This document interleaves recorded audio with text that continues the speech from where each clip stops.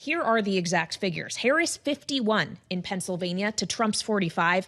Jill Stein, yes, the third party that is a factor here, gets 1%. In Michigan, Harris 50, Trump 45. And of course, in Wisconsin, they're effectively tied, Harris 48-47. But that margin in Pennsylvania, Joe, might be giving them some cause to worry in the Trump campaign. Yep, that's absolutely right. And just for the sake of disclosure, we're talking about a poll here, specifically in Pennsylvania, a sample size of a bit more than 1,300 people, a margin of error, 2.7 percentage points smaller than the rest. So this is a pretty good number that we have here in Pennsylvania. It's where we start our conversation with Laura Davison, of course, helping to lead our political coverage and our campaign coverage here in Washington, D.C. Laura, it's great to see you.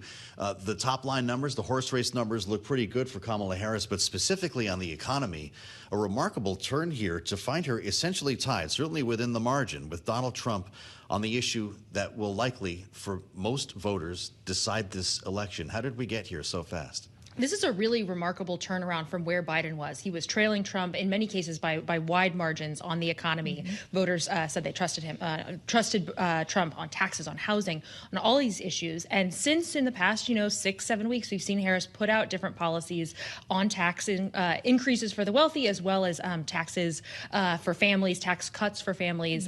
She said in a speech this week that she wants to cap childcare costs at 7% of household income. That would be a major decrease in what many households are paying on childcare. You're starting to see voters warm up to her on her economic vision.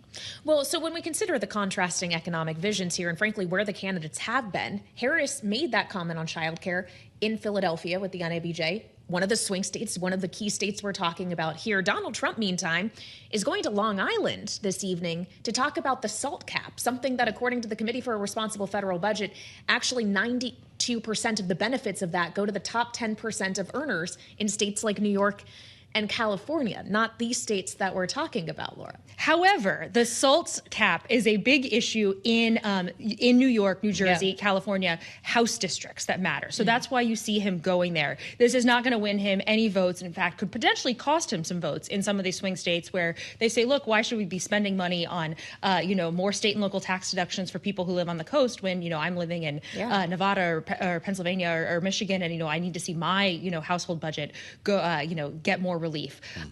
But this is also something that is important to Trump personally. One, he does would benefit from a SALT cap increase.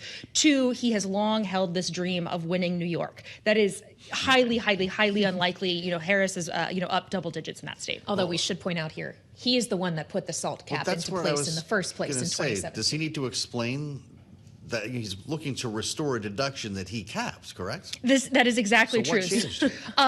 Politics, essentially, of, when in 2017, when he imposed this cap, this was one of the revenue raisers they had to offset the big tax cut bill. And that's why you saw a bunch of New York Republicans vote against the bill at the time.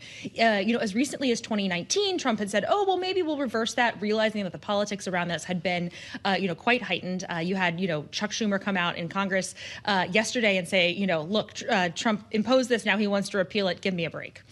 Yeah, well, although Chuck Schumer would probably be very glad to see this happen. He told our colleague Anne-Marie Herdern on the floor of the convention in Chicago just weeks ago that this would be a priority from him if he stays majority leader. As we consider what Joe was talking about, this notion that we're seeing changes in the way voters feel about the economy or how the economy would fare under these candidates and Harris more favorably, to what extent do we think that is because they're talking about either subsidies or tax breaks, lower taxes, versus talking about this is realistically what the cost it's going to come from longer term when we consider our debt and deficit?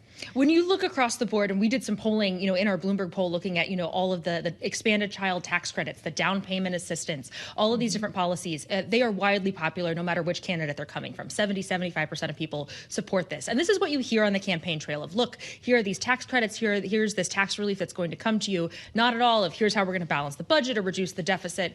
The reality is probably neither of these candidates are going to do a lot to bring down the deficit. Trump has sort of ignored this as an issue. Democrats and Harris are still saying, look, we're going to pay for some of this new spending with tax increases on the wealthy, and corporations, but not doing a lot to bring down overall spending.